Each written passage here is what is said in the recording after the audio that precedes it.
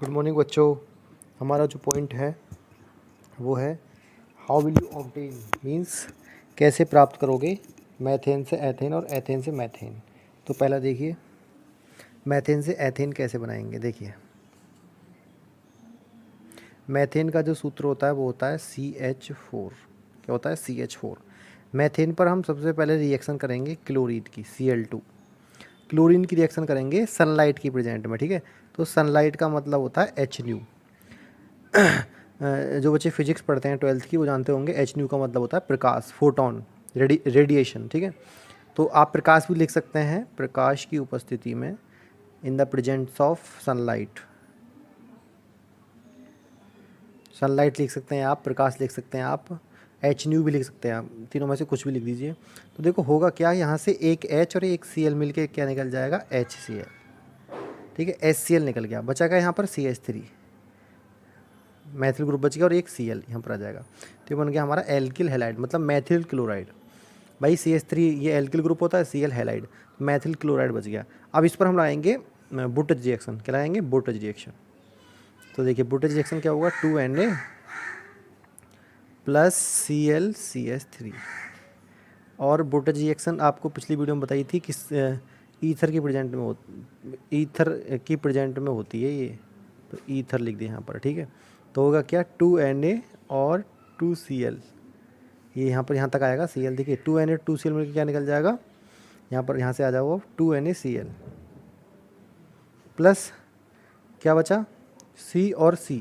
ये देखिए ये सी ये यहाँ तक है, तो CH3 यहाँ पर बच गया और यहाँ पर CH3, तो क्या हो जाएगा? C2 कार्बन एक और एक दो, C2 H, 3 और 3 6, C2H6। तो ये बन गई हमारी एथेन।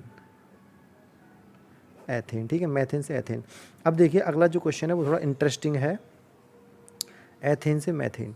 यहाँ पर तो आपने सीख लिया कि एक कार्बन से आप दो कार्बन ले आए। ठीक है, जब भी आपको किसी भी रिएक्शन में ज़रूरत पड़े कि आपको एक कार्बन से दो कार्बन लाने हो तो आप यही रूट अपनाओगे। ठीक है, रिएक्शन में यही वाला रूट, मैथेन से एथेन लाने का मतलब बुटेज रिएक्शन लगाओगे। सबसे पहले एल्किल हैलाइड बनाओगे, एल्किल हैलाइड पर फिर आप बुटेज रिएक्शन लगाओगे।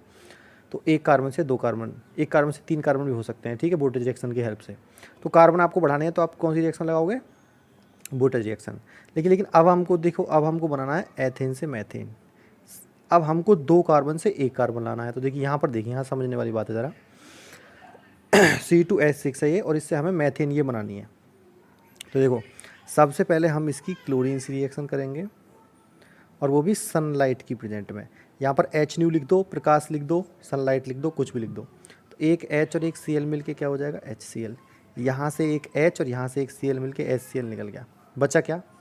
C2H5, C2H5 और एक Cl, C2H5Cl।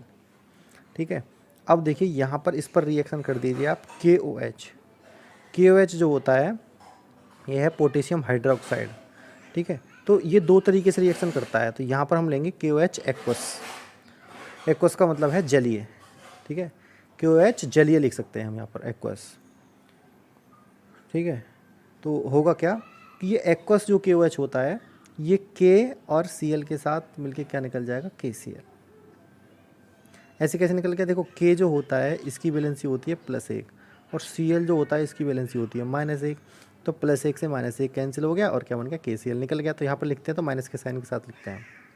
ठीक है, अब बचा क्या? C2H5 और ये OH आ गया Cl की जगह, C2H5CH। तो आप जानते हैं ये क्या होता है? ये होता है एथिल एल्कोहल। क्या होता है ये? Ethyl alcohol. अब एल्कोहल जो होते हैं, पिछली रिएक्शन में, कल वाली रिएक्शन में मैंने आपको सिखाया था, कल वाली वीडियो में, कि ये जो एथिल एल्कोहल होते हैं ये ऑक्सीकरण करने पर, ऑक्सीकरण किसके द्वारा होता है? ऑक्सीजन के द्वारा।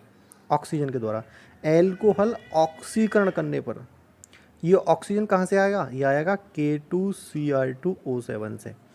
एल्कोहल ऑक्सीकरण करने पर, एल्कोहल ऑक्सीडेशन करने पर ये ऑक्सीजन जो है यहाँ से आया है। एल्कोहल ऑक्सीकरण करने पर एल्डिहाइड देते हैं। तो कौन सा एल्डिहाइड देगा? CH3CHO। यहाँ से दो H और एक O मिलके क्या निकल जाएगा? H2। ठीक है, तो एल्कोहल ऑक्सीकरण करने पर क्या देते हैं? एल्डिहाइड। और एल्डिहाइड ऑक्सीकरण करने पर क्या देते हैं भैया?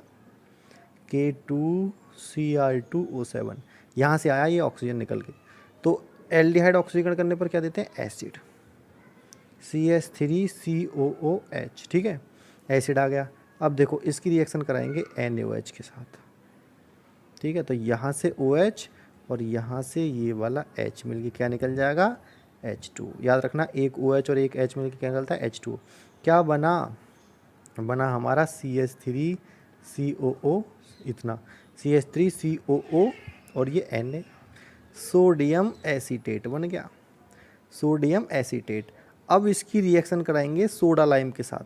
सोडा लाइम क्या होता है, देखिए NaOH और प्लस CaO के मिक्सचर को, NaOH और CaO के मिक्सचर को सोडा लाइम कहते हैं, ठीक है। तो निकलेगा क्या, यहाँ से ये निकलेगा, ये इतना निकल जाएगा, ये ऐसे।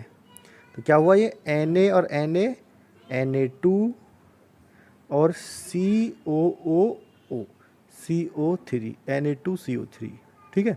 बचा क्या, CH3 और H, क्या हो गया, CH4। अब आप बोलोगे सर ये कहाँ गया, तो इसकी सिर्फ प्रेजेंटेशन होती है, उपस्थिति होती है, रिएक्शन में भाग नहीं लेता। इन दोनों के मिक्सचर को NaOH सोडियम हाइड्रोक्साइड और कैल्शियम ऑक्साइड CO के मिक्सचर को कहते हैं हम सोडा लाइम, ठीक है।